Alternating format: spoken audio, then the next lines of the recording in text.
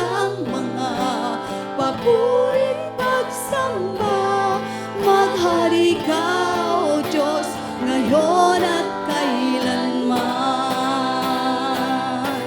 Loobin mong ang buhay ko'y maging banal mong tahanan.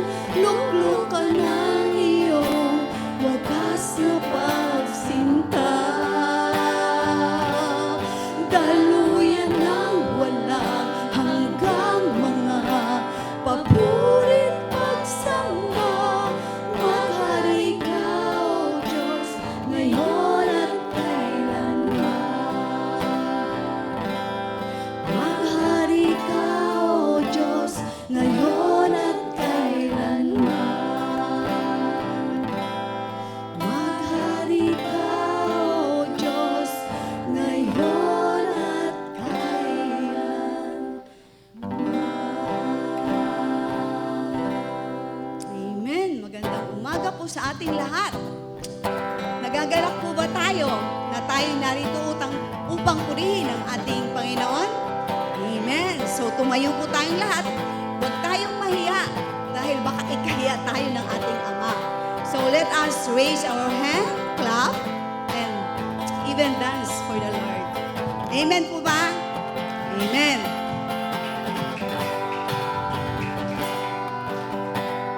Diyos na makapangyarihan, Haring kataas-taasan, sa aking puso ay nananahan.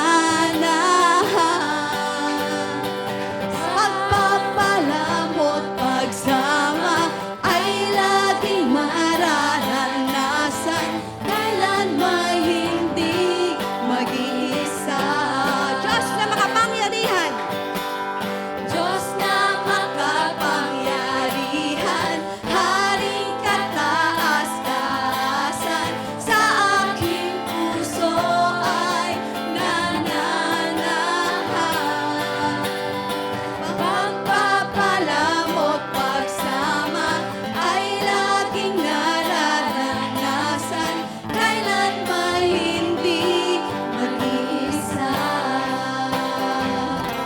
Pangako mo sa'kin, di ako iwan. Sa bawat sandali ay sasamahan. Banal na Espiritu, hatid ay kalakasan, upang lahat ng bagay ay mapagtagumpayan. Diyos na makapangyarihan, Haring kataas-taasan, sa aking puso ay nananahan.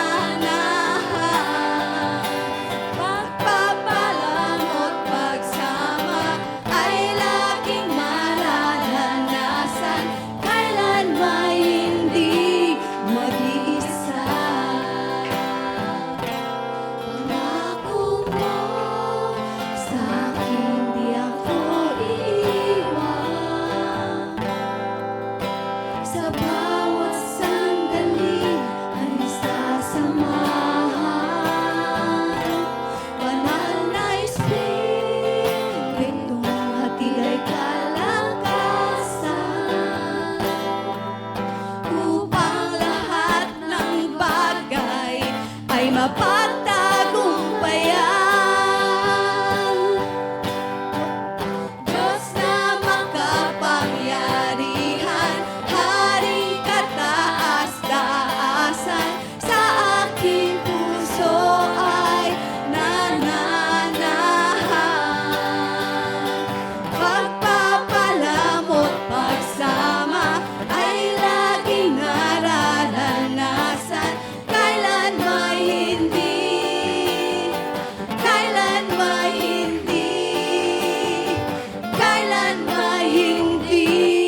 mag-iisa. Amen. Tunay nga, Panginoon, pag kami ay nasa inyo, hindi kami mag-iisa, sapagkat alam namin na ever present, Lord, sa aming buhay.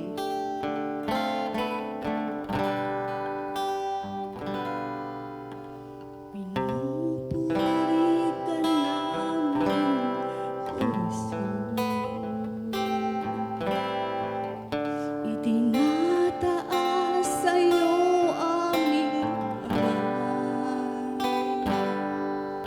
Pinapupurihan ka ng bagong awit. Sinasamba ang tanging ngalan mo. Pinupuri ka namin, O Jesus. Itinataas sa'yo aming kamay. Pinapupurihan ka ng bagong awit. Sinasamba ang tanging ngalan mo. Luluwalhatiin, dadakilain, sasambahin namin ang ngalan mo. Luluwalhatiin, dadakilain, sasambahin namin ang ngalan mo. Ang ngalan mo.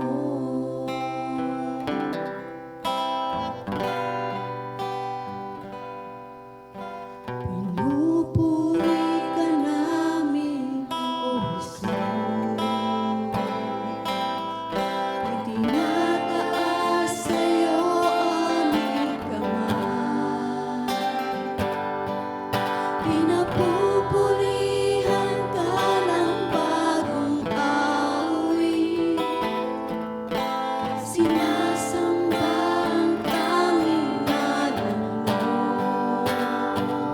Luluwalhatiin, dadakilain, sasambahin namin ang ngalan mo. Luluwalhatiin, dadakilain, sasambahin namin ang ngalan mo. Luluwalhatiin, dadakilain, sasambahin namin ang ngalan mo. Luluwalhatiin, dadakilain, sasambahin namin ang ngalan mo. Ang ngalan mo.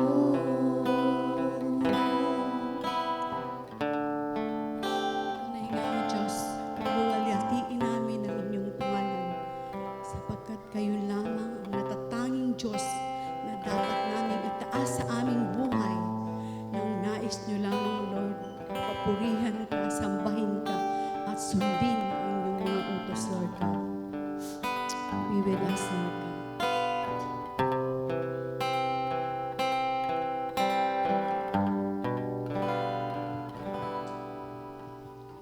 Katapatan mo, O Diyos, tunay at dakila. Ang pag-ibig mo'y wagas at walang kapantay.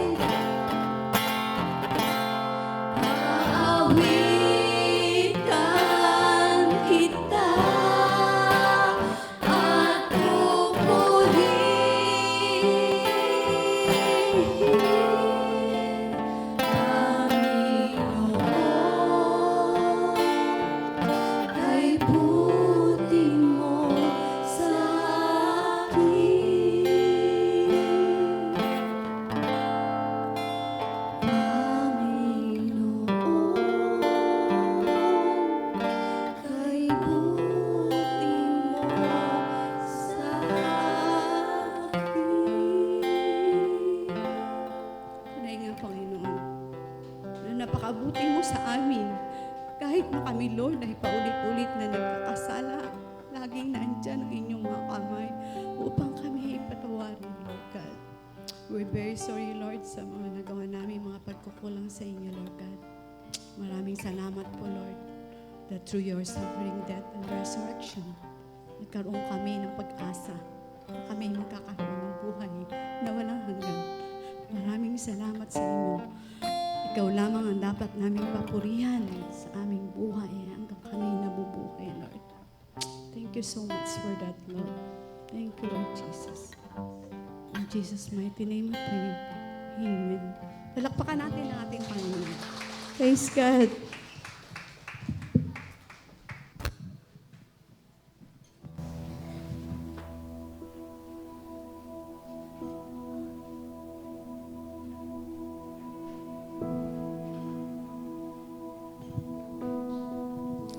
Purihin po ang Panginoon at magandang umaga po sa inyong lahat.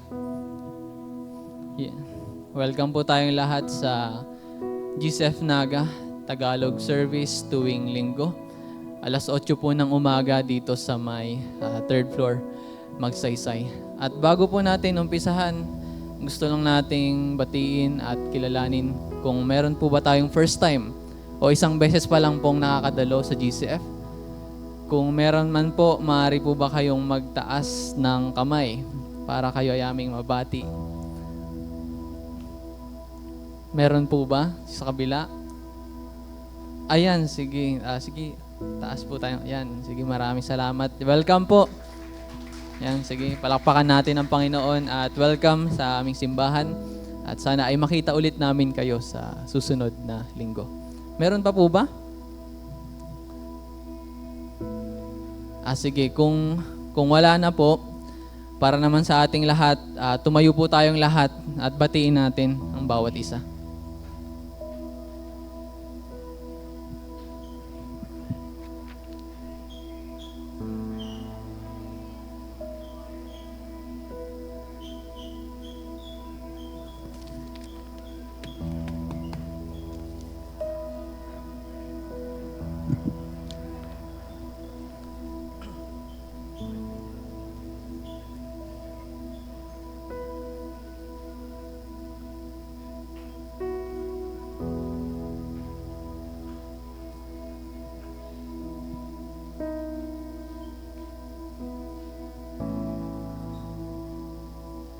Tumungo na po tayo sa ating mga paalala.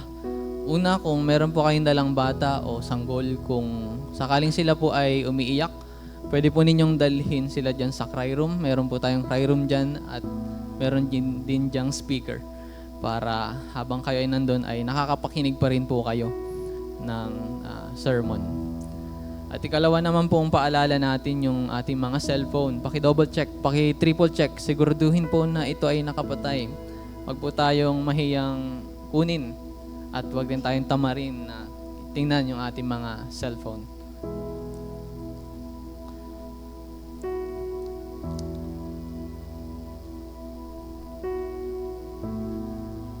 Sunod naman ay ang ating anunsyo. Meron tayong 5. Unang anunsyo ay special block screening. Samahan niyo po kami sa panonood ng isang palabas na ang pamagat ay Spider-Man Brand New Day. Ito ay para suportahan po ang fundraising ng ating simbahan upang ayusin at pagandahin pa yung audiovisual technology na meron tayo. At ganoon na rin ay makakapanood tayo ng magandang palabas kasama ang ating mga kaibigan at ang ating pamilya. Kailan po gaganapin yan? Sa July 31, 2026. At ang lugar po ay sa Robinsons Naga Cinema number 5. At ang halaga po ng isang ticket ay 600 pesos kada tao. At sa 600 pesos po na ito kasama na ang popcorn at meron na ring inumin. Anong oras ang Cinema Gate number 5? Alas 6 po ito ng hapon. 6 p.m. Kaya kung meron po kayong katanungan patungkol dyan, pwede po kayong pumunta sa ground floor, sa baba. Imbis na paakyat, dire-diretso lang po kayo. Tapos may makikita kayong gym. Pagkatapos ng gym na yun, yung sunod na pinto, yun na po yung ground floor. At doon kayo pwedeng pumasok para magtanong patungkol sa special block screening. At meron pala po tayong mga sponsor para sa special block screening ng Spider-Man Brand New Day. Kaya palakpakan po natin ang Panginoon para sa mga nagbigay. Ayan.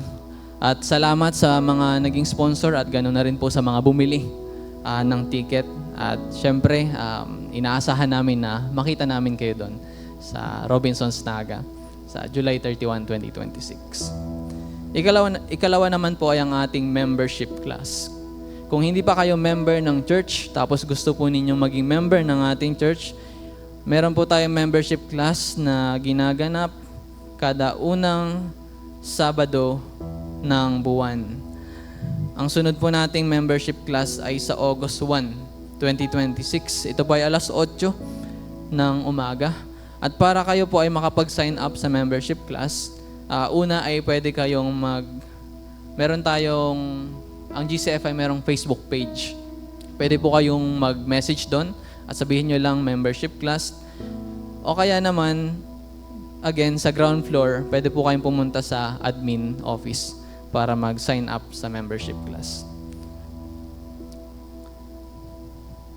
Ikatlo naman po ay ang ating dawn prayer. Ang dawn prayer ay ginaganap kada una at ikatlong Sabado ng buwan. Alas 6 po ito ng umaga. Kaya ang susunod na dawn prayer po ay August 1 at saka August 15, 2026. Ang dawn prayer po ay oras na ating nilalaan sa Panginoon upang tayo po ay manalangin bilang isang community. Pinapanalangin natin yung ating mga pangangailangan, ating pamilya, ating simbahan at ganoon rin ang ating bansa. Pinapasalamatan natin ang Panginoon sa kanyang mga biyaya sa atin at siya sa buhay ng ating Hesukristo. Yun ang mga ginagawa po natin sa dawn prayer. Kaya iniimbitahan po natin ang lahat na dumalo po sa dawn prayer. Ikaapat naman po ay GCA consultation. Alam naman po natin na ang ating pong simbahan ay may plano na magtayo ng school. At ang pangalan ng school ay Green Hills Christian Academy. Ito ay nakaset na sa next year, June 2027. At dahil po dito, magkakaroon po ng consultation patungkol sa mga plano para sa paaralan na itatayo ng ating simbahan. At itong consultation na to ay mangyayari ngayon pong araw, July 26, 2026. Hapon po. Hapon, pagkatapos mismo ng English service, magkakaroon po ng GCA consultation. Lahat po ng educators at lahat ng mga tao na gustong magbigay ng mahalagang ideya para sa paaralan, ay iniimbitahan po na dumalo sa GCA consultation. At kung kayo po ay dadalo, paki-inform po yung ating admin staff sa ground floor again. O kaya naman pwede kayo mag-message sa Facebook page ng GCF Naga para malaman po natin kung ilan yung dadalo. Dahil para sa mga dadalo po, may kasama na pong lunch. Ayan, kaya yan, see you later para sa GCA consultation. Panghuling anunsyo po ay ang ating mid-year prayer and fasting. July 20 to August 1, 2026. Iniimbitahan po natin ang lahat na sa isang panalangin at pag-aayuno ng 2 linggo. Pero kung ngayon niya palang napakinggan itong anunsyo na to, pwede pa naman po kayong humabol, may isa pang linggo para kayo ay manalangin at mag-ayuno. Kaya ilaan po natin ito, oras na to, upang tayo ay magpakumbaba sa presensya ng Panginoon at ipanalangin natin yung mga pangangailangan ng ating pamilya at ng ating simbahan. At ganoon na rin yung ating bansa. At para kayo po ay makibahagi, ito ay, ang pag-aayuno ay oras na tayo ay hindi kumakain. At imbis na tayo ay kumain, inalaan natin ito sa pagbabasa ng salita ng Diyos at sa panalangin. Maaaring isang araw tayong hindi kumain o kaya naman hindi tayo uminom ng tubig. Pero kung hindi talaga recommended ng inyong doktor, kahit kahit 1 meal lang na kayo po ay hindi kumain. Dahil ito ay ating pagpapakumbaba sa presensya ng Panginoon. Itong oras po na ito ay maging paghahanap sa Panginoon, pagtitiwala sa Kanyang gabay. At yun, nasana po tayong lahat ay mag-ayuno at manalangin tayo ngayong week hanggang August 1, 2026. Ayan lamang po para sa ating anunsyo. Tumuloy na po tayo sa panalangin pastoral. Tawagin ko na po si Pastor Ed.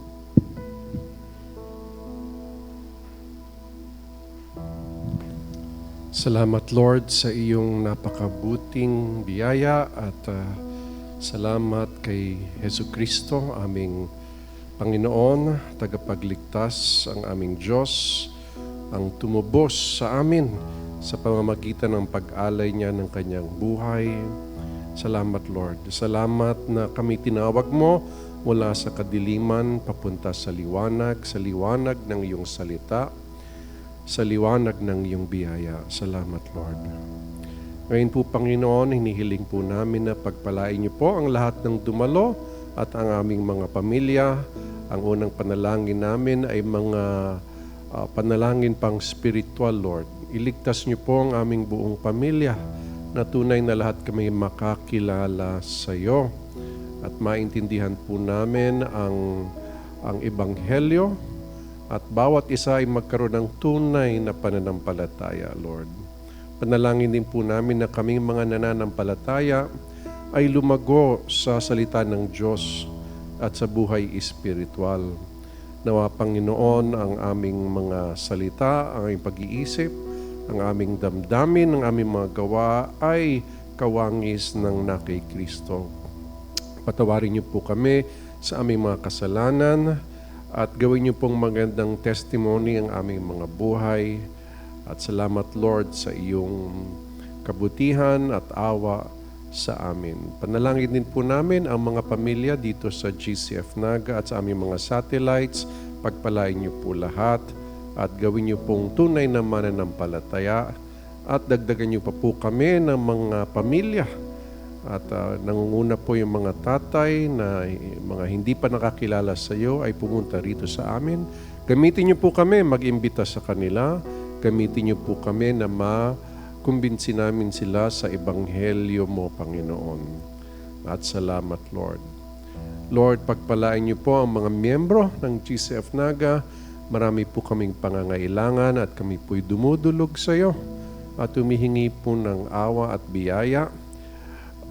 Bless niyo po kami sa aming mga financial na pangangailangan at parati po may pangailangan, Panginoon. Ngunit turuan niyo po kami magkaroon ng karunungan paano i-manage itong mga binibigay mong mga salapi at mga kaloob mula sa iyong trono.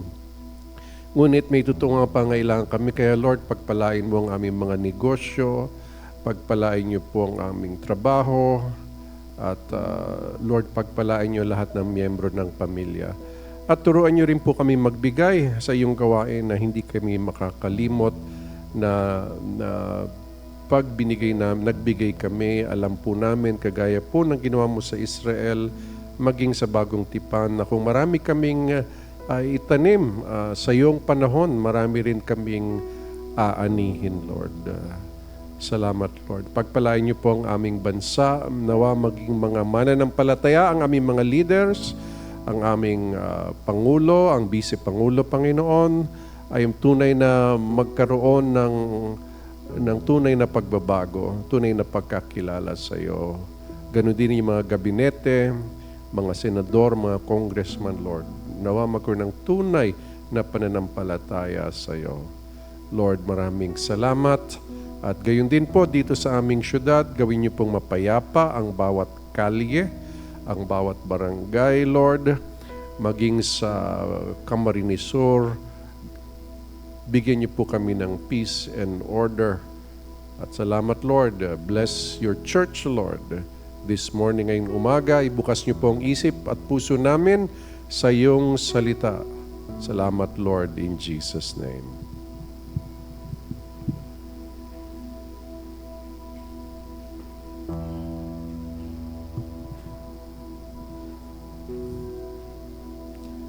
Tumungo na po tayo sa pagbibigay sa gawain ng Diyos. Marami po tayong mga pagpapala na natatanggap araw-araw, linggo-linggo. At minsan meron tayong mga biyaya na hindi natin namamalayan na ibinigay pala sa atin ng Panginoon. Kung tayo ay nandito, isa na po itong pagpapala. Kung meron tayong tahanan na matitirhan, maayos ang ating kalusugan, naka-attend tayo dito, at meron tayong pagkain, ito po ay mga pagpapala na ibinigay sa atin ng Panginoon. At hindi natin ito makakamit kung hindi po ito hinayaan ng Panginoon na ating makuha. Kaya sa ating pong pagbibigay, huwag po nating kalimutan ang pagpapasalamat sa Panginoon. At ito ay ipapakita natin sa pagbibigay para sa Kanya. At sa ating ding pagbibigay, ipinapakita natin na ang Diyos ay tapat at totoo, na siya talaga ang Diyos na nagbibigay ng probisyon sa ating mga pangangailangan. At ganoon na rin, iniingatan natin yung ating mga sarili, ang ating mga puso, na huwag gawing sentro ang ating mga ari-arian, kayamanan o pera na meron man tayo sa mundo. Kaya ayan lamang po at tumayo po tayong lahat para sa pag-awit ng doksolohiya.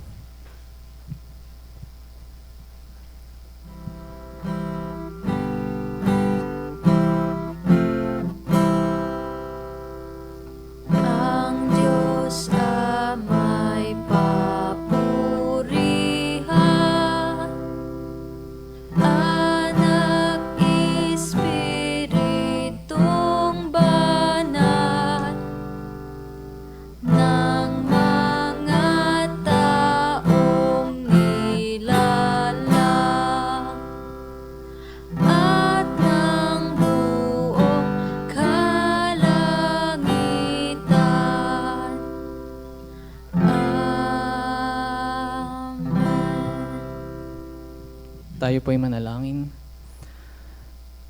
Panginoon, nagpapasalamat po kami sa araw na binigay ninyo. Dahil nandito kami upang kayo ay sambahin at itaas. Salamat dahil binigyan nyo kami ng pagkakataon na maging parte, maging bahagi ng inyong kaharian na kami ay nakapagbibigay. Salamat dahil kayo po ang Diyos na nakakaalam ng aming mga pangangailangan at patuloy po ninyong tinutugunan ang aming pangangailangan. Salamat dahil nakakabayad kami ng mga bills, mga utang na dapat bayaran. Salamat, O Diyos, sa provision. Tulungan niyo po kami, Lord, at pagpalain sa aming negosyo, sa aming trabaho, sa aming pag-aaral, upang kami po ay maging kapaki-pakinabang sa inyong kaharian. Gabayan niyo po kami sa aming mga desisyon sa buhay, na gawin namin ito na may karunungan nagmumula sa inyo. Ilayo niyo rin po kami, Panginoon, sa anumang kapahamakan at tulungan niyo kami na magkaroon ng maayos na kalusugan. Bigyan niyo kami ng disiplina sa aming mga kinakain at maayos na tulog. Muli, nagpapasalamat po kami sa lahat ng bagay na binigay ninyo sa amin. Sa pangalan ni Jesus. Amen. Maaari na po kayong umupo.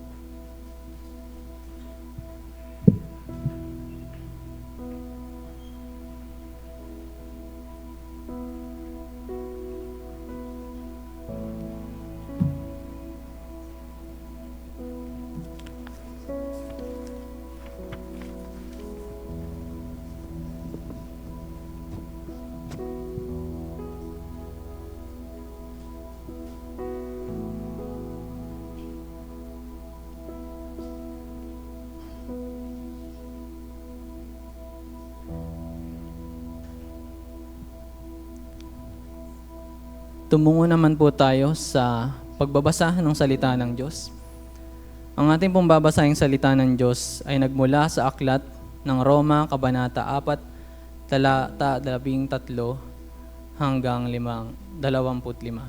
Ulitin ko po, Roma, Kabanata 4, talata 13 hanggang 25. Kung kayo po ay may dalang Biblia, makipagbukas po kayo sa akin sa aklat na nabanggit. At basahin po natin ito ng sabay-sabay. Tumayo po tayong lahat bilang paggalang sa kanyang salita. Sapagkat ang pangako kay Abraham at sa kanyang mga supling na mamanahin nila ang sanlibutan ay dumating hindi dahil sa pamamagitan ng kautusan, kundi ng pagiging matuwid mula sa pananampalataya. Sapagkat kung silang nasa ilalim ng kautusan, ang magiging mga tagapagmana, walang kabuluhan ang pananampalataya at wala na ring saysay ang pangako.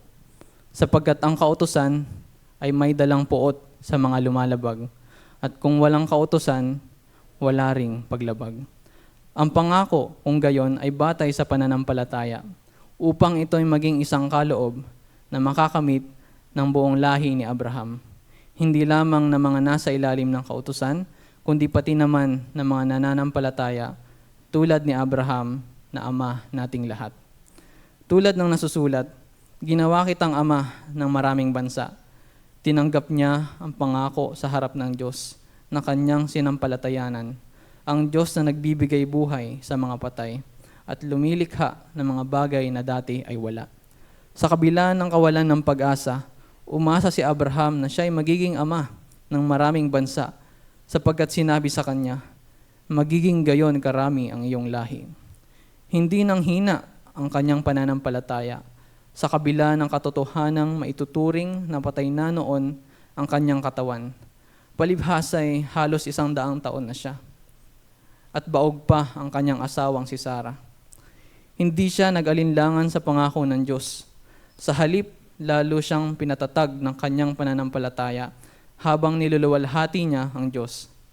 Lubos na nagtiwala si Abraham na kayang tuparin ng Diyos ang kanyang ipinangako.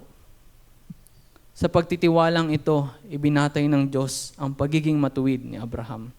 Ang salitang ibinatay, ang kanyang pagiging matuwid, ay isinulat hindi lamang para sa kanya, kundi para rin sa atin.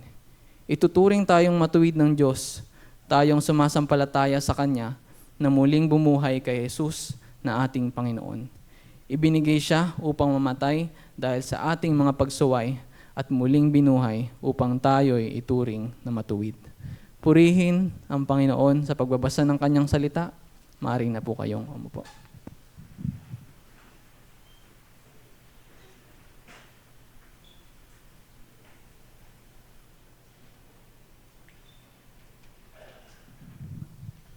Purihin ang Panginoon. Isa pong magandang umaga. Ang title ng ating sermon ay Ang Pangako.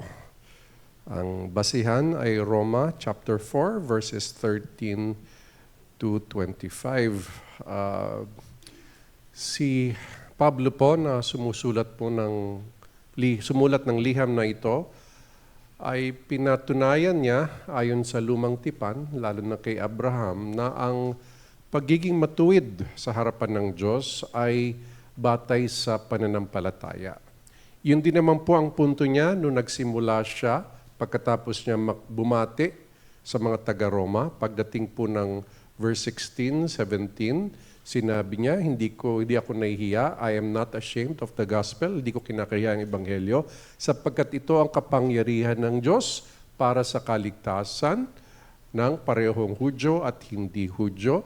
At sinunod niya po doon yung kahalagahan ng pananampalataya, na ang Panginoon tumitingin sa pananampalataya, at gumamit pa siya ng lumang tipan na verse, na yung Habakkuk chapter 2, gumamit siya doon, na ang sinabi doon, ang matuwid ay namumuhay na may pananampalataya.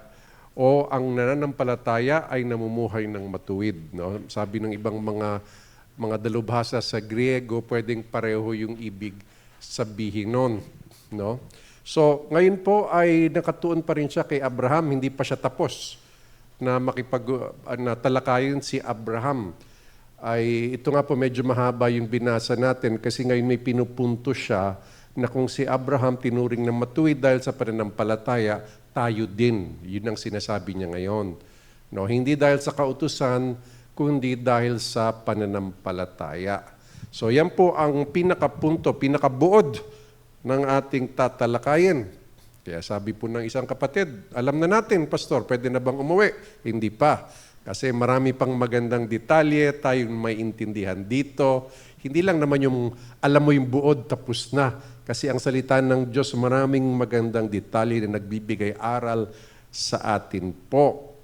Kaya alam po natin nung isang linggo, ating tinalakay din, o si Pablo, pinasok niya rin po si David, na ang awit ni David na pinagpala o masaya ang isang taong ang kasalanan ay tinakpan na. At ang sinasabi po ni Pablo, ito pong sinulat ni David ay patungkol po talaga sa ating Panginoong Jesus.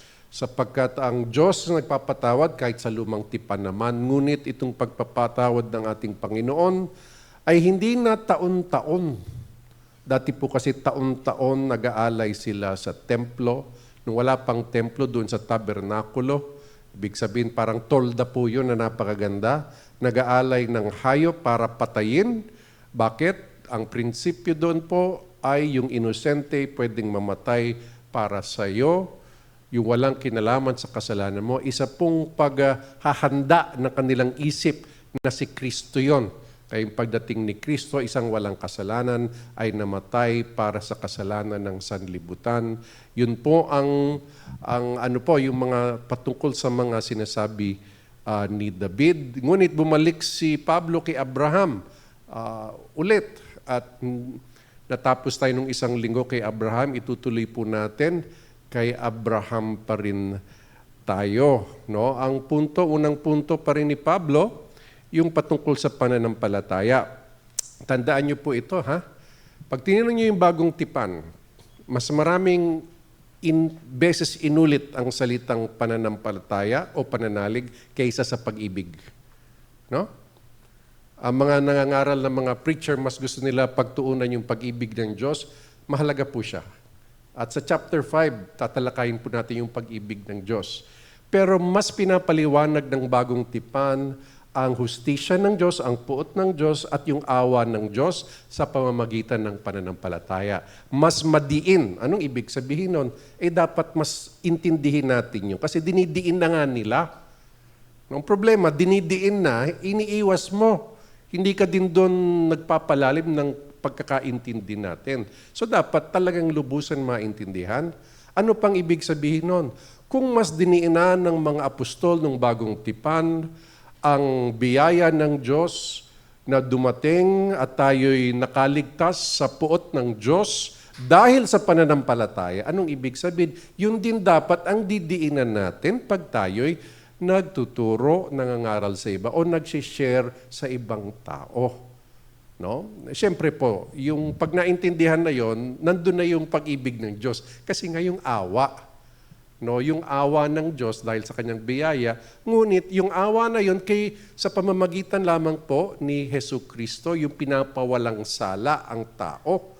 Pag wala po kay Kristo, hindi po pinapawalang sala. Anong ibig sabihin ng na kay Kristo? Ang ibig sabihin niyan ay yung tunay na pananampalataya. Ngayon, ano ang tunay na pananampalataya?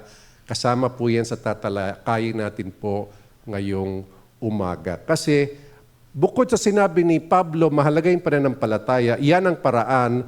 Ang sinabi niya rin, binigyan niya rin ng eksplanasyon. Anong ibig sabihin nito? No? Kasi marami nagsasabi, nananampalataya naman ako. No? So tingnan natin anong sinabi ng salita ng Diyos patungkol dyan.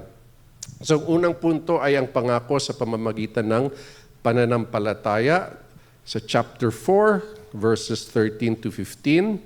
Sa ulit po, hihingi po ako ng tulong sa inyo para basahin po ng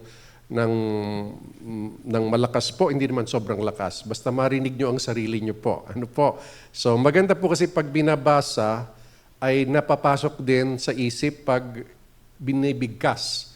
Pag kasi sa isip lang, alam nyo po, pag nag-aaral ako sa school, pag minimemorize ko lang, nawawala. Magulat ka lang, nawawala na eh.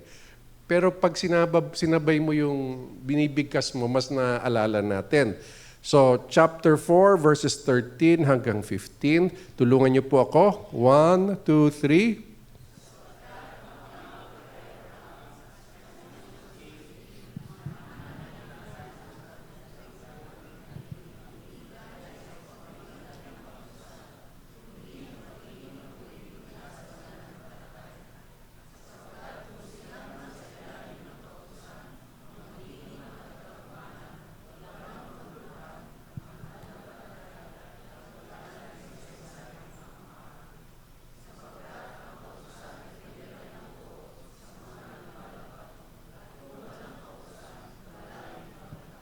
Ito po. Sino na naman ang pinapatamaan ni Pablo? Yung mga Hudyo pa rin, ano? Na nagsasabing, hindi, nasa amin yung kautusan ni Moises. Yan ang nagpapatuwid sa amin. No, hanggang ngayon naman po, may mga Hudyong ganun pa rin mag-isip hanggang ngayon. Ano? May mga ganyan pa rin, kaya hindi sila naniniwala kay Kristo kasi mas naniniwala sila dun sa kautusan ni Moises. No, kahit na hindi na nila lubusan masunod, kasi wala silang templo ngayon, nawasak yung templo ng mga Romano at wala silang templo, ilang napakatagal na panahon na, meron pa rin silang mga tanda. Yung pagtutuli, tanda pa rin nila hanggang ngayon. Yung pagkain, tawag nila ngayon kosher. No? May mga hindi sila kinakain at kinakain. At pati yung Sabado, no, nagpapahinga sila pag Sabado. Nagtitipon yung pamilya. Pag Biyernes ng gabi hanggat sunod na araw ay sila'y nagtitipon at walang nagtatrabaho. No? So, mga tanda pa rin, pinagmamalaki nila yon. Ang sinasabi ni Pablo, hindi dahil sa kautusan, kundi dahil sa pananampalataya. At ang isang rason binigay niya ay kung pinagmamalaki niyo si Abraham, kailan ba siya naging matuwid sa harapan ng Diyos? Nung tinuli ba siya o nung nanampalataya siya? At pinakita niya, at mababasa niyo po ito sa Genesis. No? Sa Genesis 15, ginawang matuwid siya ng Panginoon dahil sa pananampalataya. Pagkatapos pa ng mga lampas pa sigurong 14 years, doon pa lang natuli si Abraham, yung tanda. Kaya ang sinasabi ni Pablo, ano ba ang nauna? So yung tuli, dahil noon yun ay isang tanda, totoo, pero ang pagiging matuwid ay hindi dahil doon. At hindi lang yun. Ang sinasabi niya ngayon dito, sige, daanan po natin, no? Verse 13, sapagkat ang pangako kay Abraham at sa kanyang mga supling, ibig sabihin yung mga salin, lahi niya ng mga sumunod, na mamanahin nila ang sanlibutan ay dumating hindi dahil sa pamamagitan ng kautusan. Okay, hindi dahil sa pamamagitan ng kautusan. Yung pangako kay Abraham, binigay na ni Lord bago pa dumating ang kautusan kay Moises. So matagal na panahon yan. Mga 2,000 taon yan. No? Mula kay Abraham papunta kay Moises. Matagal pa yan na nangyari. So ang nauna po ay nangako na ang Panginoon kay Abraham bago pa siya tinuli at bago pa dumating yung kautusan sa pamamagitan ni Moises. Kaya yun ang sinasabi niya. Naging matuwid sa pananampalataya si Abraham. Verse 14, sapagkat kung silang nasa ilalim ng kautusan, ang magiging mga tagapagmana ng doon pangako ng Diyos. Yung isang pangako ng Diyos kay Abraham na siya ay maging pagpapala sa lahat ng pamilya, sa lahat ng bansa. At tatandaan niyo po mas kalinya po yan kay Kristo kasi si Kristo nung sinabi niya, go make disciples of all nations. At yung ebanghelyo ay kailangan maipangaral sa buong sanlibutan, ay mas nakalinya yon doon sa pangako kay Abraham na magiging pagpapala si Abraham, hindi literal si Abraham, sa pamamagitan ng kanyang mga supling ng isa po doon ay si Kristo Jesus, kaya kailangan magkatawang tao si Kristo Jesus, para matupad yung pangako ng Diyos. At sa pamamagitan ni Kristo Jesus, tinutupad natin na ngayon, kasama po tayo doon, na tumutupad noon, na maging pagpapala si Abraham sa lahat, kasama tayo doon. Ang tingnan mo yung Genesis 12 sa lahat ng pamilya. Kaya tayo dito sa GCF, pamilya tayo mag-isip. Paano natin ma-bless yung ibang pamilya? Hindi lang yung pamilya natin. Una ng Ebanghelyo, pero hindi lang yon. Tayo nagiging mapagpala sa bawat isa. At yun ang maganda po sa church. At kahit ganon, dapat hindi natin abusuhin din ang bawat isa at maging blessing tayo sa bawat isa. At napakahalaga na, ang pagiging blessing ay hindi lang naman po yan sa mga material na bagay. Magtulungan tayo pag may nangangailangan ay isa pong magandang pagpapala. Yung magkakasama tayo pag tayo may small group or GG, ay binibuild natin ang ating connection at relasyon sa bawat isa, nagiging pagpapala din tayo. So yung pangako ng Panginoon kay Abraham ay sa pamamagitan ng pananampalataya, hindi dahil sa kautusan. Kasi ang tinuturo ng mga Hudyo, itong kautusan ni Moises ang dapat sundin ng lahat ng tao. No?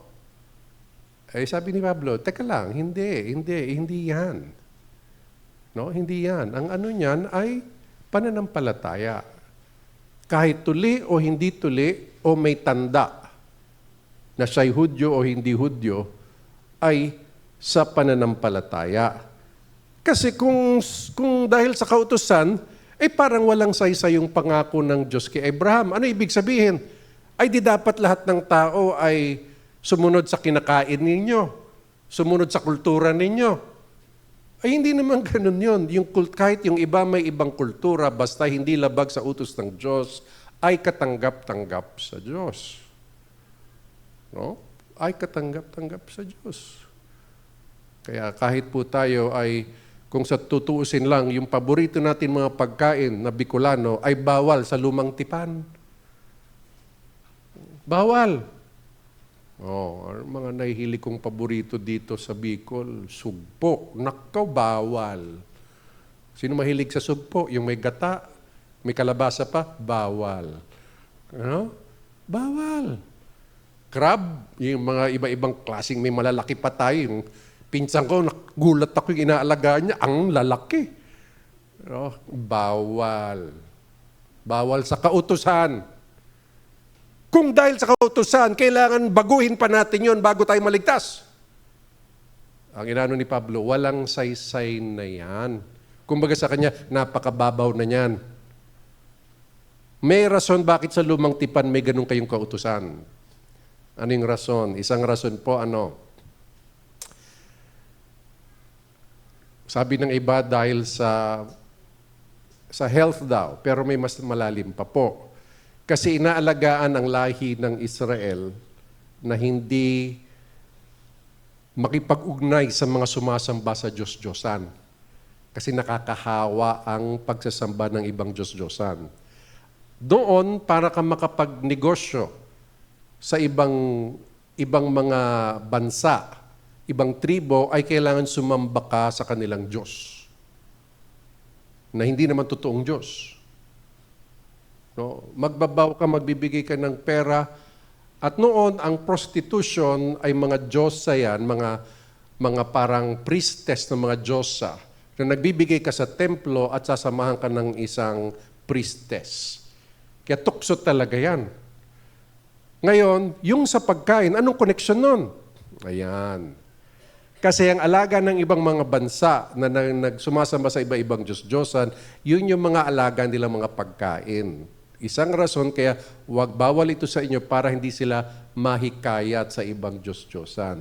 Parang layo ng koneksyon. Malakas po kasi makadala ang pagkain. Pag naging paborito mo na, sasamba ka na rin eh. No?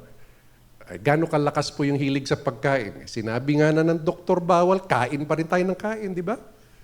Huwag ka na mag-rice kasi may diabetes ka. Ay, wala. Wala. Nag-rice ka ba? Hindi po. Ba't tataas ng sugar mo?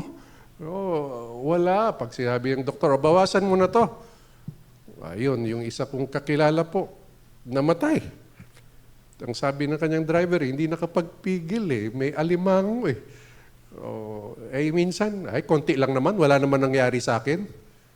Hala, aabutan din. Ganun katindi po ang hilig natin sa pagkain. No? Ito nga magsabi kaming fasting, hirap na hirap ang isang iba sa atin eh. Sabi ko nga, bawasan nyo lang kung gusto nyo kalahati man lang. No, tanggalin nyo yung rice, subukan nyo. Ay ba, parang nanginginig na eh, mamamatay na dahil sa walang rice eh. Ganun katindi po, pag ang katawan nasanay sa isang pagkain, ang hirap dumaan. Ito yung mahirap. No?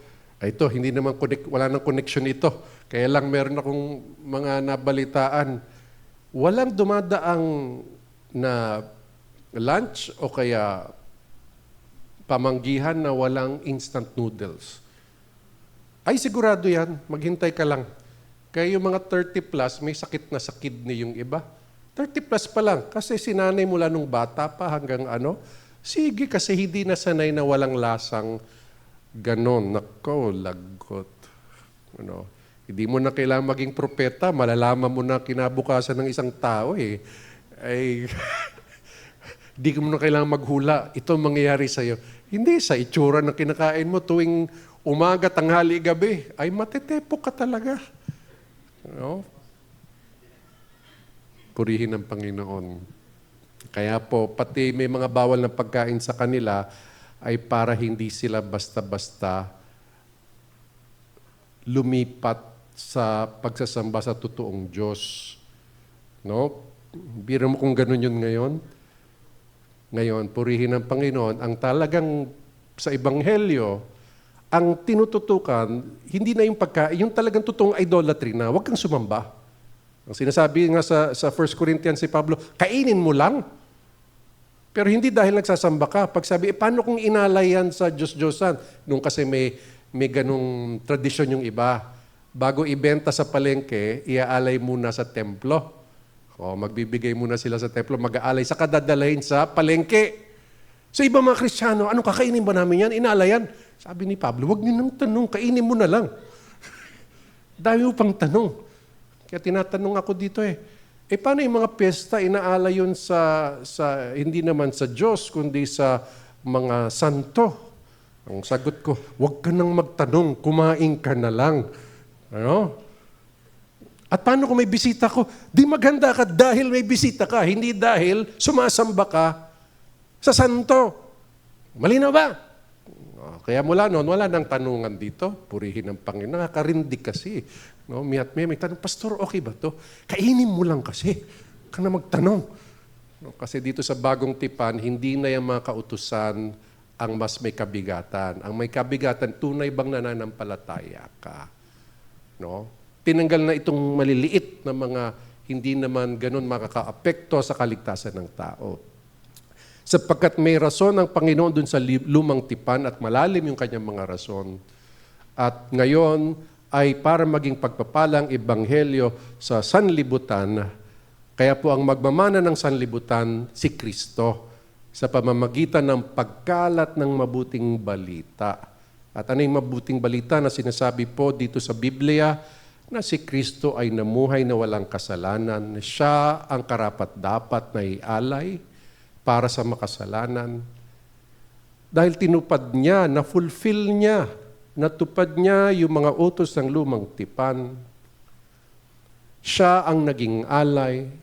Siya ay naghirap, namatay, at nabuhay muli. Anong ibig sabihin niya yung pagkabuhay muli? Wala siyang kasalanan. At yung pangako niya ng buhay na walang hanggan ay totoo. Kasi kung patay siya, ba't ako maniniwala sa kanya? Na may buhay na walang hanggan. Lahat po ng naging nakinilalang mga ngaral dito, tanyag na mga ngaral sa lupa, pagsamasamahin mo na si Buddha. No, hindi po mataba si Buddha, no? Payat siya sa totoong buhay.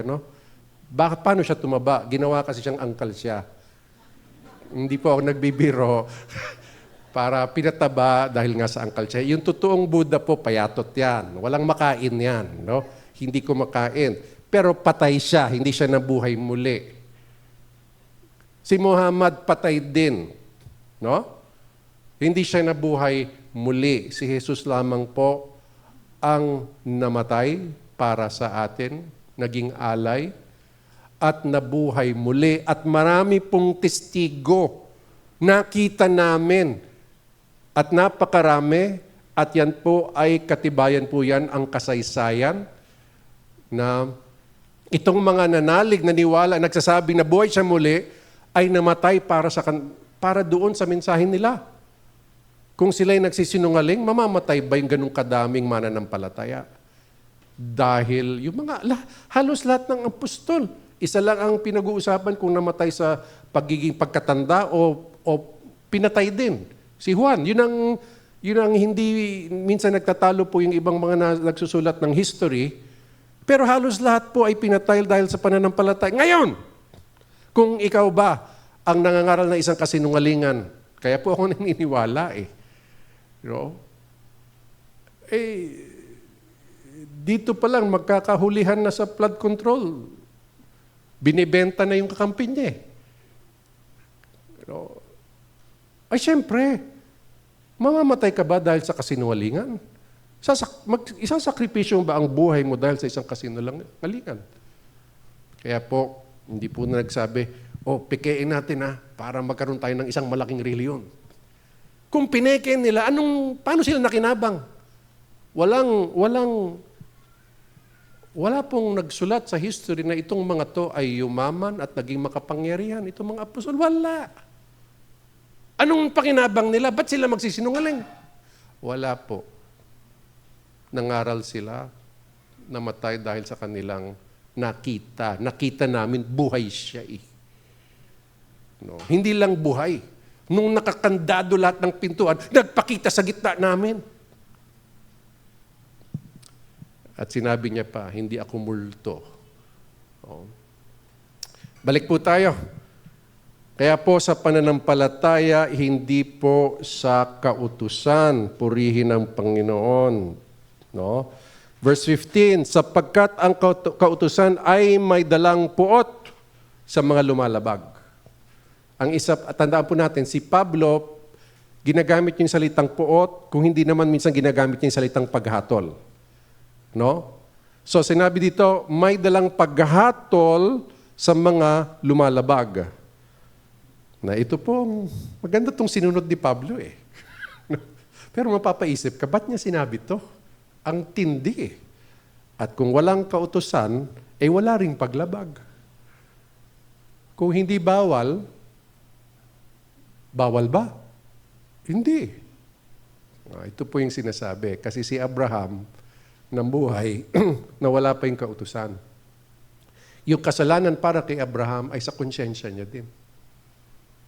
Doon siya parang hintil. Tandaan natin, ha? Kasi wala pa naman salitang Hudyo nun Si Abraham ay hindi Hudyo. Hindi mo pwede tawaging Hudyo. Kasi ang salitang Hudyo ay mula sa Judah. Judah, sa tribo ni Judah na anak ni Jacob. Pangalan din ni Jacob ay Israel. Anak ni Israel, si Judah. Si Judah, yung kanyang tribo, yung mga salin lahi na yan, mga supling na yan, ang tawag dyan ay Hudyo. Si Abraham ay hindi Hudyo.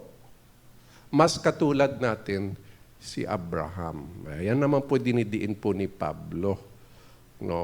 Kaya kung si Abraham, walang bawal yun. Lahat kinakain ni Abraham. No? Amen? Kaya pwede kayong umuwi at kumain ng kahit ano. Pero panalangin ko, sana humaba pa ang buhay natin. Kasi kahit ano, kinakain natin. Masakit yung ganito, sabi, sinabihan ka ng bawal, kain ka pa rin ng kain. Kung makakalusot lang. Ang problema niyan, hindi naman yung doktor yung dinadaya natin, sarili natin yung dinadaya natin. So, sunod naman po, ang pangako, may mali yata, letter P, tanggalin niyo po yan. Ang pangako ay nakasalalay sa biyaya. Una, sa pananampalataya, sunod sa biyaya kasi hindi natin pwede paghiwalayin yan. Kasi tayo, kaya lang natin manampalataya dahil sa biyaya ng Diyos. Kasi kung wala namang biyaya ng Diyos, wala rin kabuluhan ng pananampalataya.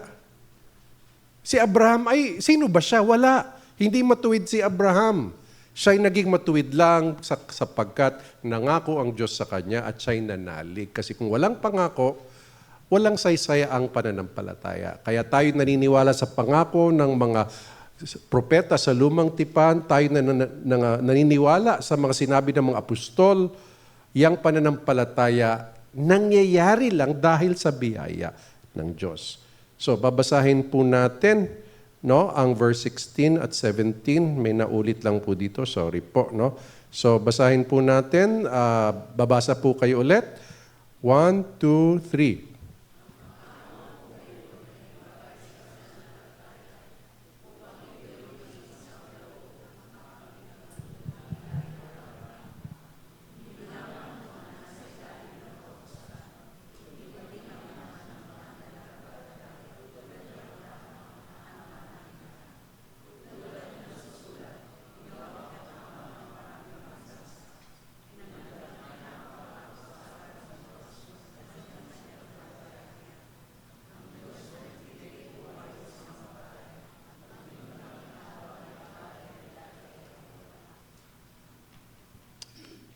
Praise God. Salamat, Lord, sa iyong salita.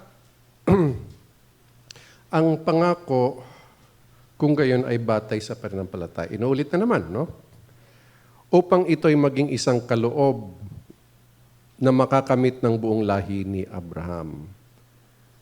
Hindi lamang ang mga nasa ilalim ng kautusan, kundi pati naman ng mga nananampalataya tulad ni Abraham na ama nating lahat.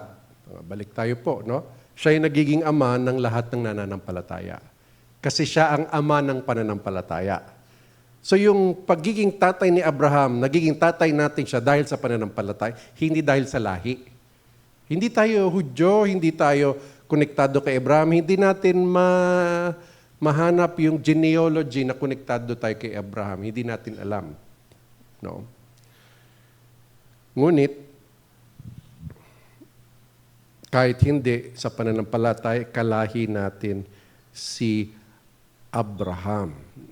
Kaya ang mahalagang kailangan tingnan natin dito ay sinabi dito, ang pangako kung gayon ay batay sa pananampalataya upang ito'y maging isang kaloob. Kung batay sa pananampalataya, yun ay bigay ng Diyos. Kung dahil sa kautusan, yun ay sinikap mo. Ang sinasabi, hindi sa pagsisikap mo sa pagsunod ng kautusan, ikay magiging katanggap-tanggap sa Diyos. Hindi yon. Tayo gagawing matuwid dahil sa pananampalataya katulad kay Abraham. Ano naman inaano ni Pablo? Magkaiba kasi yung biyaya ng Diyos, kaloob ng Diyos, laban sa kautusan. Hindi sinabing huwag kang sumunod sa magagandang utos. Kasi may mga inutos pa rin dito sa bagong tipan na paano mamuhay ng matuwid. Nandiyan pa rin. Pero ang sinasabi, hindi ka nagiging matuwid dahil dyan. Yun ay resulta lamang dahil ikaw ay ginawang matuwid ng Panginoon, kaya ka ngayon gustong sumunod sa Kanya. Kaya gusto natin sumunod sa utos ng Diyos dahil ginawa tayong matuwid sa pananampalataya. Ito ay kaloob ng Diyos, hindi base sa kautusan ni Moises. Tulad ng nasusulat, ginawa kitang ama ng maraming bansa, ito'y si Abraham. Tinanggap niya ang pangako sa harap ng Diyos na kanyang sinampalatayaan ang Diyos na nagbibigay buhay sa mga patay. Ba't ito binanggit ni Pablo? Na mamaya nakasulat din kasi ang kanyang katawan ay halos patay na para magkaanak. Matanda na Ang pagtatanda po ay nawawala yung lakas ng katawan. Kasama yung lakas na pagkakaroon ng isang anak. Hindi niya na kaya. Hindi niya na kaya. Pati yung asawa niya, matagal nang lumipas. Hindi na pwede. Pero tinanggap niya rin ang pangako. Kasama rin dito nang nagbibigay buhay sa mga patay, yung sinabi ng Diyos kay Abraham, ialay mo ang iyong anak sa akin, si Isaac. Pero siya'y nanalig pa rin sa Diyos. Sabi ng Diyos, kay Isaac yung aking mga salin lahi. Kung pinapaalay niya sa akin si Isaac, di bubuhayin niya siya. Ganon katindi yung kanyang pananalig, pananampalataya. Kumbaga sa atin, kung anong kalooban ng Diyos, matitiwala ako doon, kahit anong mangyari. Ganong katindi po dapat, hindi dahil maganda nangyari sa buhay, hindi maganda nangyari sa buhay. Walang ganon sa atin. Dahil tayo na kay Kristo. Ayun ang pinakamahalaga. Kung anong plano ni Lord sa buhay ko, ay ako'y papasakop sa Kanya. Bahala siya. Yun ang pagtitiwala natin dapat sa ating Panginoon.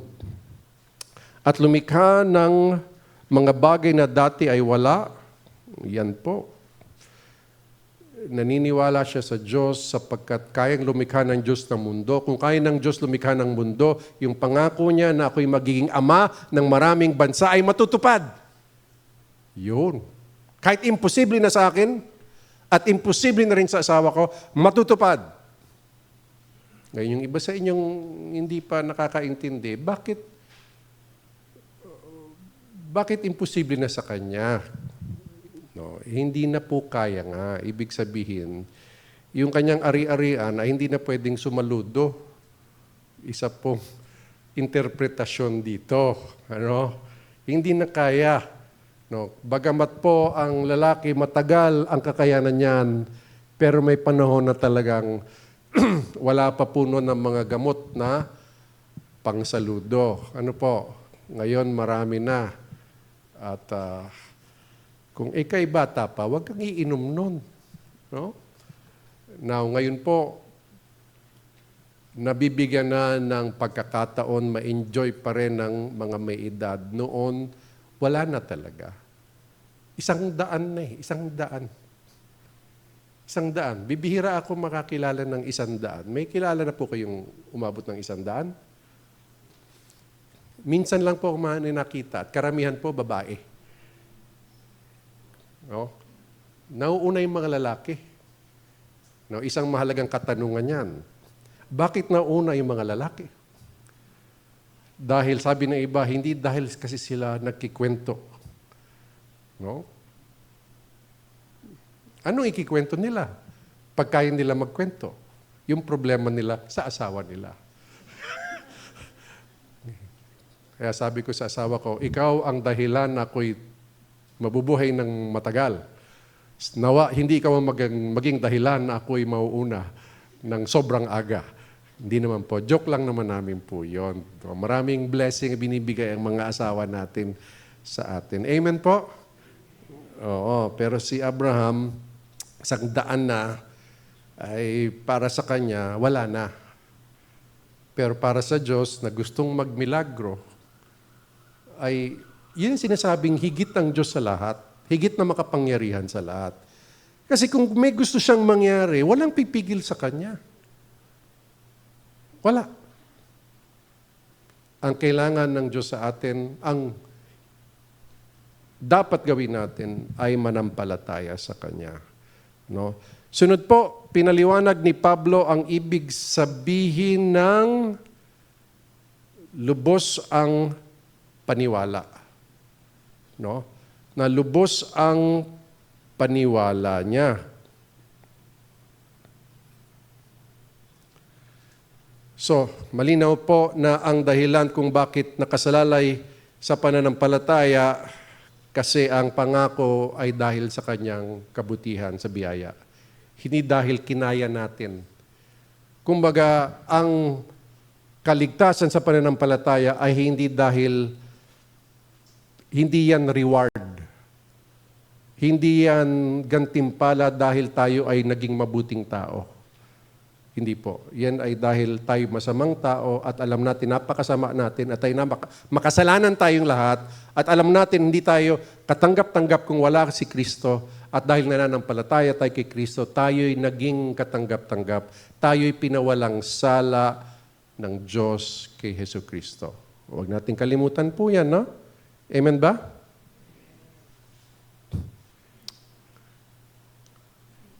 Basahin po natin ang verse 18 hanggang 25. 1, 2, 3.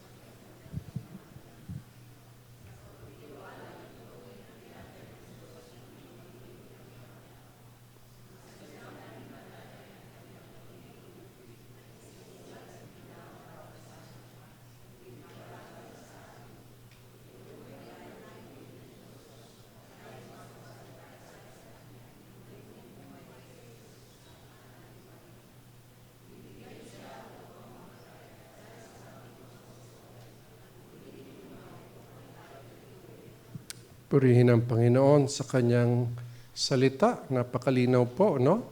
At yung huli dito ay patungkol na sa atin, no? Matagal niyang pinaliwanag ang patungkol kay Abraham, no? Sa kabila ng kawalan ng pag-asa. No? Ano yung kawalan ng pag-asa? Hindi niya na kaya. At yung asawa niya ay baog, hindi nakapagbigay ng anak. Pareho na silang matanda. Meron pa bang pag-asa? Wala na. Pero dahil kahit walang pag-asa, umasa siya. Umasa siya. Naniwala siya na siya'y magiging ama ng maraming bansa sapagkat sinabi sa kanya, magiging ngayon karami ang iyong lahi. Ano yun? Yung bituin ng langit at yung mga buhangin sa dagat ay, sa tabing dagat, ayun ay ganun karami. Hindi nang hina, verse 19, ang kanyang pananampalataya. Malinaw po yon. Hindi nang hina. Sabi ng iba, paano yung, di ba nagkaroon siya ng Hagar?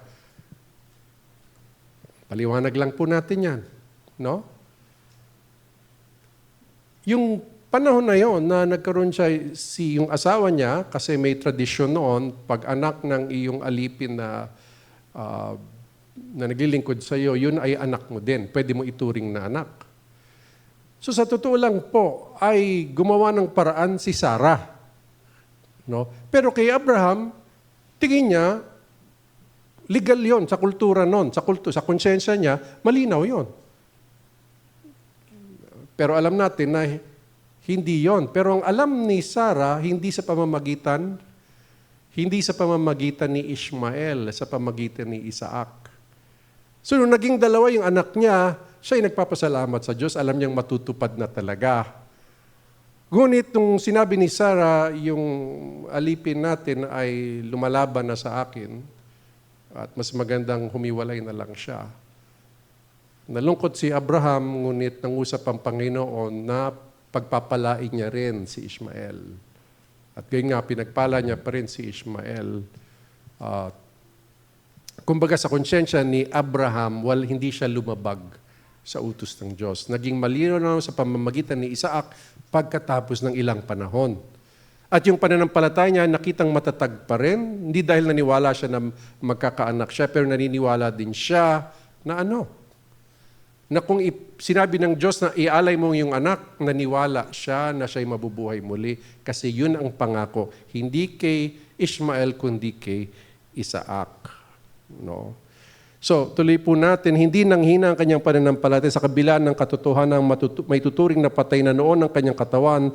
Palibhas ay halos 100 taon na siya at bago ang kanyang asawang si Sarah, hindi siya nag-alinlangan sa pangako ng Diyos. Tigil muna tayo dyan. Hindi siya nag-alinlangan sa pangako ng Diyos. Yan pong ibig sabihin. Anong ibig sabihin ng manampalataya kay Kristo kung para sa atin? Kasi sinabi na ito, dapat manampalataya, pero paano mo i-explica, ipapaliwanag, anong klaseng pananampalataya yun? Kasi alam po natin may peke na pananampalataya. No? Ibig sabihin ng lubos na pagtitiwala. No? Walang alinlangan, lubos. Kung sinabi na kay Kristo meron tayong buhay na walang hanggan, lubos ang pagtitiwala natin. Pag sinabi ng Biblia na walang ganitong tao ang magmamana ng kaharian ng Diyos, dahil salita ng Diyos yun, lubos tayong naniniwala doon. No. Kala kasi na iba, pag nanampalataya, pwede ka na gumawa ng kahit anong kasalanan. Hindi. Naniniwala tayo sa salita ng Diyos. Wala pong makakapasok sa kaharian ng Diyos pag ikay isang nag-adultery. Opo, kailangan pagsisihan yan, iwanan yan. Pag ikay magnanakaw, kailangan pagsisihan yan. No? Walang sinungaling makakapasok, kailangan pagsisihan mo din yan. Talikuran mo yan. No? Meron pa, walang lasinggero. Kaya sabi natin, hanggang inom lang, huwag maglalasing. No? Yung iba, dahil pag sinimula ka ng isa, nagiging 6 ka agad. Kung ganun kayo, huwag ka na. No? Alam mo, dito sa church na to, marami pa tayong noon, nung bago ako dito, paano kaya mapapatigil yung iba dito sa pag-inom? Kaya ginawa ko, kung gusto yung makipag-inuman, huwag sa barkada nyo. Sabi ko, ako yung imbitahan nyo. So kasama ko sila. O sabi ko, walang lasing ha. No, wala din naman po kasi akong problema doon. No, hindi ako mahilig sa alak.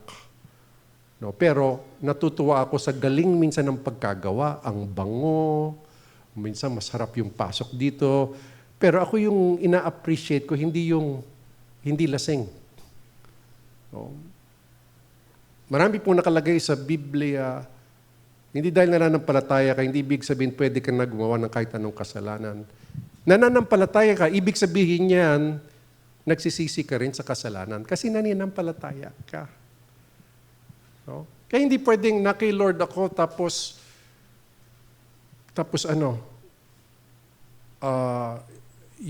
meron kang sex na na hindi ka kasal. Kailangan talikuran mo yan, kaya itigil mo yan. Kasalanan yan. Ganon din, binanggit dun sa Roma chapter 1, ano yung ba yung puot ng Diyos? Yung lalaki may gusto sa lalaki, yung babae sa babae. Ngayon tawag LGBTQ, RSTUBWXYZ. Walang tigil, no? Lahat na imbento na. Sabi ng iba, hindi ka lang bukas sa pag-iisip. Hindi talaga kasi mas takot ako sa Diyos kaysa sa iyo. Kahit hamak-hamakin mo ko, kahit ano gustong sabihin mo sa akin, makaluma, bahala ka kung anong sabihin mo, wala akong pakialam. Ngunit, mas takot ako sa Diyos at sa utos niya. Kaya anong ibig sabihin ng pananampalataya? Lubos akong naniniwala sa lahat ng utos niya. Lubos akong naniniwala na ang kaligtasan kay Kristo lamang. Lubos akong nananampalataya na totoo ang puot ng Diyos at kailan magsisi tayo sa ating mga kasalanan. So balik po tayo. Segue lang po yun. No? Dito, kahit 100 taon na siya, baog yung asawa niya, hindi siya nag-alinlangan. Lubos ang kanyang paniniwala sa Diyos. Pag sabing lubos, hindi ka namimili. Itong utos na to, gusto ko to. Ito, ayaw ko to. Hindi ka pwede. Basahin mo yung buong Biblia. May mga utos na para sa atin malinaw. May mga utos para sa Israel, hindi naman tayo Hudyo. So malinaw. May mga utos talaga sa Biblia na para sa atin talaga. Amen? Opo. Kaya, praise God, mga kalalakihan, isa lang ang asawa. Amen? No, pwede lang mag-asawa ulit, tayo nagiging malaya. Paano? Pag iniwan ka nang hindi mo kasalanan. Kahit kasalanan mo, iniwan ka. Pero mas maganda hindi mo kasalanan kasi ibig sabihin lang, wala tayong perfection. No? Sexual immorality. Pwede pong desisyonan yan ng kasama dahil nag-commit ka niyan, ayoko na. No? Sa Matthew 19, kaya pag lumalapit sa akin, ay mas gusto namin huwag kayong maghiwalay. Pero kung nagkasala sa'yo, pwede ka rin magdesisyon. Tutulungan ka pa rin namin dahil yan ay nasa salita ng Diyos. At pangatlo, kung patay na. Yung iba, ayaw pa rin mag-asawa eh. No? Kasi sabi niya sa akin, huwag ako mag-asawa, kundi mumultuhin niya ako. Pag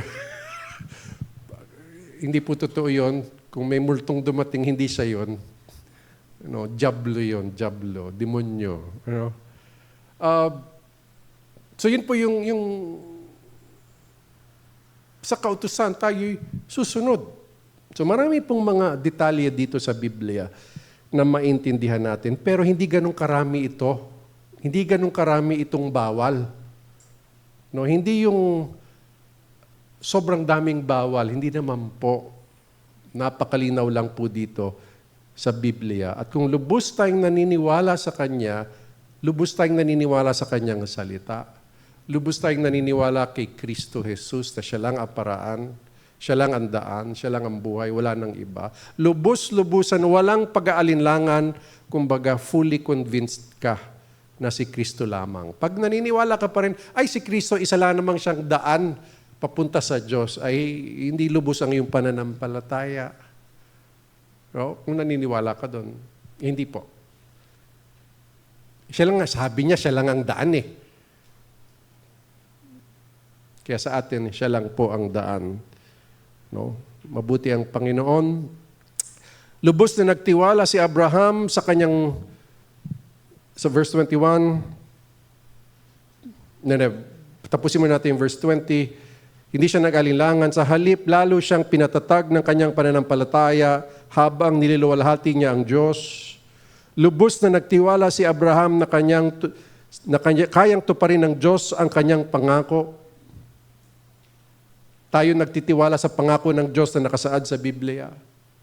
Makita natin sa Roma, ang pangako ng Diyos ay hindi lang kaligtasan, kundi ang tayo ginawang tagapagmana, kapwa tagapagmana ni Kristo. Hindi lang po ligtas, marami pong pagpapala na inihahanda ang ating Panginoon para sa atin.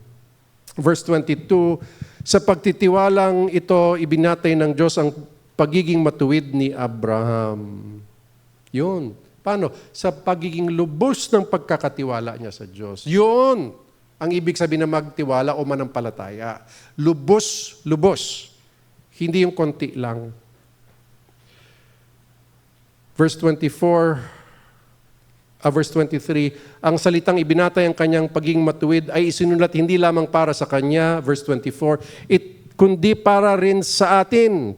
Itinuring tayong matuwid ng Diyos, tayong sumasampalataya sa Kanya na muling bumuhay kay Jesus na ating Panginoon. Ibinigay siya upang mamatay dahil sa ating mga pagsuway at muling binuhay upang tayo itunuring na matuwid. Ito po yung ebanghelyo, no? Itong sa dulo, siya ay namatay para nabuhay at para ituring tayong matuwid. Sa pamamagitan ng pananampalataya. Purihin ang Panginoon. Pagsasabuhay, itigil na natin ang pagsusumikap na makuha ang biyaya ng Diyos para sa atin. Kung dahil sa gawa, di walang kabuluhan ng pananampalataya. Hindi dahil sa gawa natin, hindi dahil sa mabuting gawa, kundi walang kabuluhan ng pananampalataya. Ang mabuting gawa ay sumusunod lang dahil tayo nananampalataya. Pangalawa, ang lugar natin sa harap ng Diyos ay hindi nakadepende sa ating kinalakihan, kinagisnan, o kinasanayan at karanasan. Sinasabi niya sa Hudyo, hindi dahil kayo Hudyo, yan ang paraan ninyo. Hindi. Hindi kay Moises. Hudyo na yun ha. Ninuno na yon ng mga ni Kristo. Salaman, si David, nasa ilalim na ng kautusan yan. Ngunit dahil yun ang pinanggalingan mo, hindi dahil yan. Ganon din yung mga hintil. Hindi dahil dyan ka nanggaling, hindi dahil yan ang kinagisnan mo, na dyan ka dapat mamatay. Dapat sa pananampalataya, hindi dahil, kung sa atin, paano yan, hindi dahil sa relihiyon, kundi dahil kay Kristo. Dahil sa pananampalataya. Kaya kung sino man nagsabi sa iyo, paramihan niya ng mabuting gawa, huwag po kayong maniwala doon na paramihan yan para tayo maging katanggap-tanggap. Hindi dahil doon, kasinungalingan yon. Ang totoo ay nasa Biblia, sa pananampalataya sa Panginoon. Kasi kung paramihan lang, gano'ng karami ba yung mabuting ginawa mo sa buhay mo? I-compare mo yan sa kasalanan mo. Napakadaling magkasala. Paano mo tatapatan lahat yon? Minsan sa isang araw, ilan ba naisip mong kasalanan? Yung maisip mo lang, madapa ka sana, nagkasala ka na. Oh? Mainggit ka, nagkasala ka na. Anong kabutihan ng Ebanghelyo? Pwede tayong lumapit, Lord, patawarin mo ko. Kaya araw-araw, humingi ako ng tawad sa Diyos. Kung binabantayan mo yung isip at salita, araw-araw, nawalan ka ng pasensya sa bahay. Naku, hingi ka kagad ng tawad, Lord, sorry. No? Patawarin mo ko, Lord. Nawalan ako ng pasensya kanina. Ay, parati yan. Lahat tayo dumadaan dyan. Kaya kung tatapatan mo yun na mabuting gawa, wala pong pag-asa. Buti na lang, hindi yon ang paraan ng Diyos. Ang paraan ay kay Kristo. Ang pananampalatay, hindi pagkukunwari na hindi totoo ang mga sagabal o hamon. Hindi, totoong may tukso. Ngunit tayo naniniwala, may kapatawaran kay Kristo. Siya rin Diyos na nagbigay ng pag-asa kay Abraham at bumuhay kay Yesu Kristo. Siya rin ang tuturing niya tayong matuwid. Purihin ang Panginoon. Anak ba kayo ni Abraham? Sa pananampalataya? Oo. Okay. Pero hindi naman sa atin ganun kahalaga yun eh. Mas mahalaga sa mga Hudyo yun. No? Pero bakit mahalaga sa atin? Dapat ituring natin mahalaga yun sapagkat siya yung ama na ng palataya. Doon natin nakita ang pagpapaliwanag na sa pananampalataya pala natuturing matuwid ang isang tao. Ito po ay yung tula para sa ating lahat na tinulungan po ako ni Pastor Nick ng GCF San Pablo. Ang pangako sa biyaya nakasalalay, ang pangakong ibinigay, o sadyang dalisay, ang kaloob niyang alay. Kung sa gawa nakabatay, walang aasahang tibay, walang pag-asang inaantay, buhay wala na ring pakay. Hudyo o Hentil man, lahat anak ni Abraham kung pananampalataya sa Diyos lang nakalaan. Hindi sa dugo at laman, hindi rin sa kinagisnan, kay Hesu Kristo lang siyang tanging dahilan. Paniniwalay sukdulan sa Diyos na may lalang, walang alinlangan sa pangakong binitawan. Walang agam-agam, sumunod ng lubusan sa amang Abraham, itinuring na makatuwiran. Ginawang halimbawa, kanyang pagsasampalataya, pamilya at mga bansa sa kanya ay pinagpala. Sa lahi niya lalabas ang pangakong tagapagligtas. Sa itinakdang oras, kasamaan ay magwawakas. Pag-asang inaasam, Diyos lang ang may paraan. Si Jesus lang ang daan at ang katotohanan. Bukal ng buhay, siya lang din ang may taglay, pangakong ibinigay, walang hanggang buhay. Tayong lahat po ay tumayo. Purihin ang Diyos sa kanyang salita. Salamat, Lord, sa malinaw na pagpapaliwanag ng iyong apostol na iyong ginamit, na ngayon amin ay magalak na inaaral. Salamat, Lord, na binigyan niyo po kami ng kalinawan na ang kahalagahan ng pananampalataya, na ito ay dahil sa iyong biyaya, hindi dahil sa aming mga gawa, at hindi dahil sa kautusan sa pamamagitan ni Moises. Salamat, Lord.